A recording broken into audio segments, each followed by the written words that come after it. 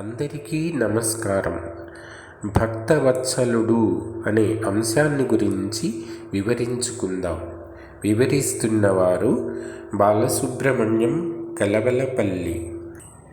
శ్రీ వెంకటేశ్వరుడు భక్తవత్సలుడని, శరణన్న వారిని ఎన్నటికీ విడనాడని, ఆర్తులను చెంత చేర్చి చింత తీరుస్తాడని నిరూపించడానికి నా జీవితంలో అనేక ఆధారాలు ఉన్నాయి.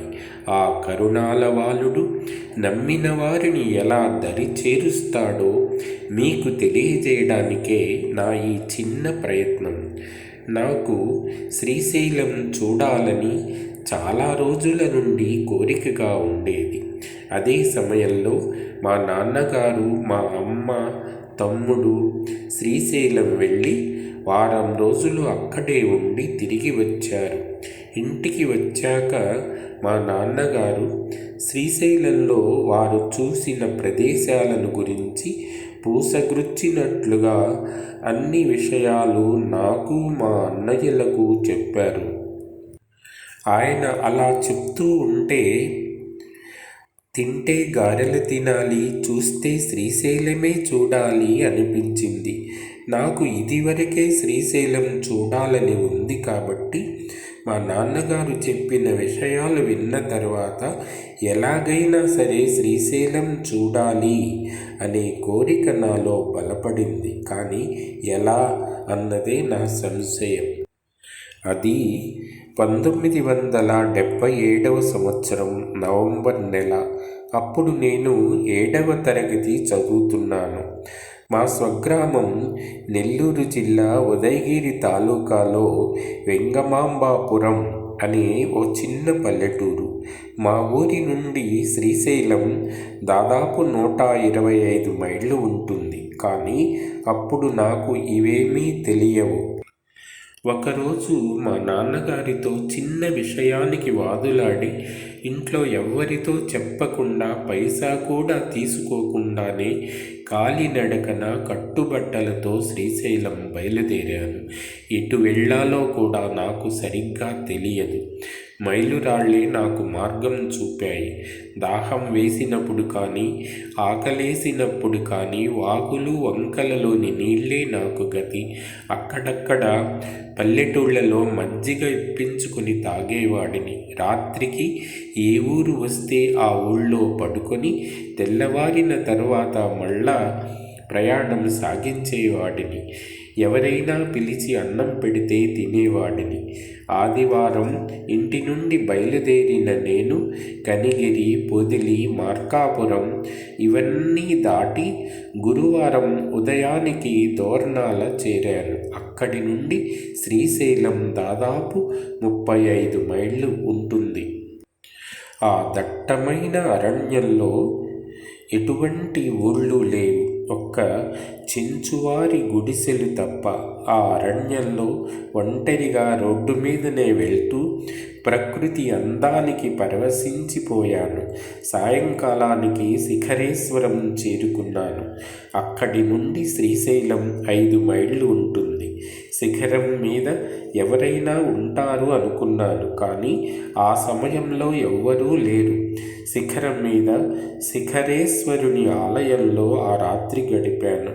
ఆ రోజు నాకు ఎలాంటి ఆహారము లేదు, పచ్చి చింతకాయలు, మంచినీళ్ళు తప్ప. శుక్రవారం ఉదయం 8 గంటలకు శ్రీశైలం చేరుకున్నాను. శ్రీశైలం చేరుకోగానే నా మనసు మయూరిలా ఆనందంతో పురివిప్పి ఆడింది. విశాలమైన శ్రీ భ్రమరాంబ మల్లికార్జునుల ఆలయ ప్రాంగణమంతా కలయ తిరిగాను. చివరికి మల్లికార్జున స్వామివారి దర్శనార్థమై క్యూలో నిలుచున్నాను. స్వామివారి దర్శనానికి ₹1 టిక్కెట్టు. నా దగ్గర పైసా కూడా లేదు. స్వామి దర్శనం ఎలా చేసుకోవాలి?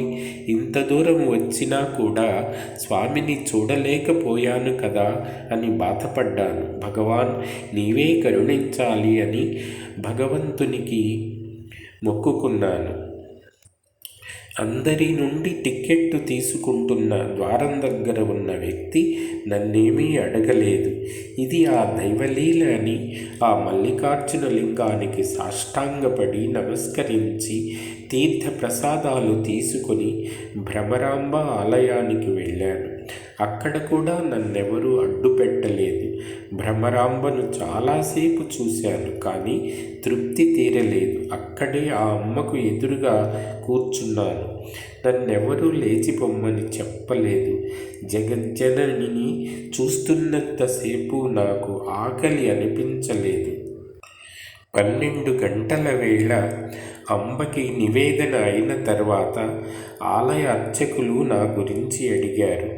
నాకెవ్వరూ లేరని, ఆ జగజ్జననే నా సర్వస్వమని, ఆమె సేవ కావాలని చెప్పాను.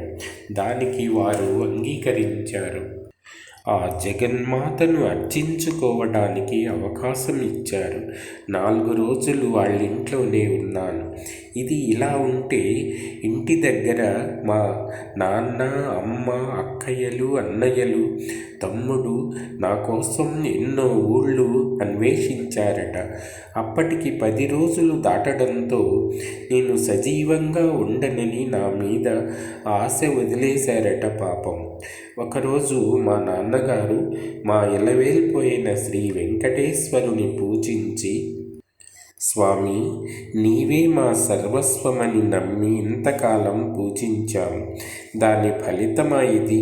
2 రోజుల్లో నా బిడ్డ తిరిగి ఇంటికి రాకపోతే నీకు పూజలు చేసేదే లేదు. నీ చిత్రపటాన్ని బజార్లో విసిరేస్తాను అని అన్నాడట ఆవేశంతో. అదే రోజు రాత్రి నా మనసు ఇంటివైపు మళ్ళించింది. ఇంట్లో వాళ్ళంతా గుర్తుకు వచ్చి చాలా బాధపడ్డాను. అప్పటికప్పుడే ఆ అర్చకుల వారితో చెప్పాను. ఇంటికి వెళ్తానని, నాకందరూ ఉన్నానని, ఇంటి దగ్గర కోపించి వచ్చానని వాళ్లకు చెప్పాను. నా పరిస్థితికి జాలిపడి వాళ్ళంతా మాట్లాడుకొని 10 రూపాయలు ఇచ్చారు. ఆ డబ్బుతో క్షేమంగా ఇల్లు చేరాను. నన్ను చూడ్డంతోనే మా కుటుంబ సభ్యులు పొందిన ఆనందం అంతా ఇంతా కాదు. అప్పటికప్పుడు మా నాన్నగారు శ్రీ వెంకటేశ్వరులకు ముడుపు కట్టారు.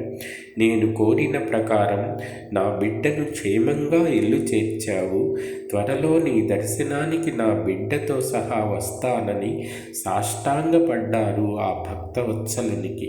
ఇలా మరువలేని మరపురాని తిరుమలేసుని మహిమలను వివరించి చెప్పాలంటే విరించి తరం కూడా కాదు. మరి నేనెంత వాడను? ఈ వ్యాసం 1985 ఫిబ్రవరి నెలలో సప్తగిరి శ్రీ తిరుమల తిరుపతి దేవస్థానం మాసపత్రికలో ప్రింట్ అయింది. ధన్యవాదాలు.